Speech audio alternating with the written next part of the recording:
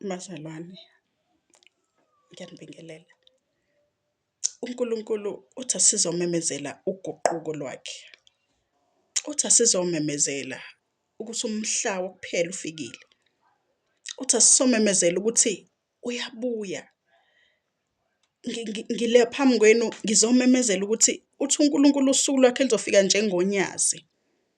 Uthi ukufika kwalo kuyochitheka ulwandle, uthi uyofika njengamagagasi singalindele, uthi ulwandle luyophumela ngaphandle. Uthi kuyoba mnyama, amafa ayophenduka abe mnyama, uthi umkhathi uyosijikela sibe umlotha. Uthi angishumayele ngibatshela abantu ukuthi uNkulunkulu uyabuya. Uthi yes, abanye bangakubuka ngathi ekhanda uphilile, ngathi uyahlanya, kwenzakalani, kodwa uzobe ubatshelile into engiyifunayo ngoba noJesu wafika abazange baze bambone. Namhlanje baka-Israyeli kusanezimpi, basaloku balinde uMesiya, uMesiya sewafika waze wahamba.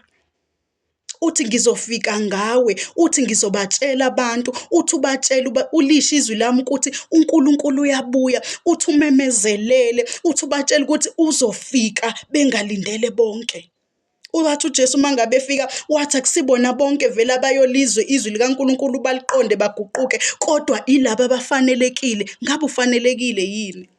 Uthi uNkulunkulu sekushunyayeliwe kuqediwe. Uthi abantu batsheliwe ngoMoya oNgcwele, kodwa manje asibatshele ukuthi yini lento uNkulunkulu ayifunayo kuthina.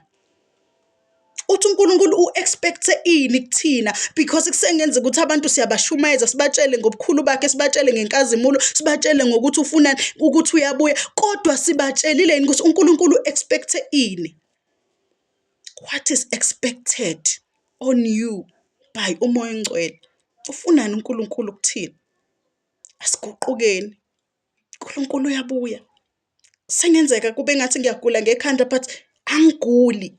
Akukho la ekubuhlungu khona. Uthi uNkulunkulu buyani kuyena, uthi izani kumina nina nonke, uthi ngizakuniphendula, uthi isitha sifikile siyabhonga, uthi yonke lento eyenzakalayo, uthi sijikelwa imvelo, uthi thina sonke sesiphenduka izilwane, uthi sonke sesenza indlela engasiyona ngoba manje sesisukile endleleni yakhe. Uthi guqukani, uthi buyani, uthi isikhathi sakhe sifikile, uthi uyeza, uthi usuku lwakhe luyofika njengesigayigayi, uthi luyofika singalindele sonke. Uthi bekungaba kuhle ukuthi athi mayefika nomunye abehlele emlindele, uthi nomunye akabe nendawo yakhe yokuthandaza ngoba uzofika singalindele. Guqukani, uNkulunkulu uyabuya. Nihlaleleni bangcwele.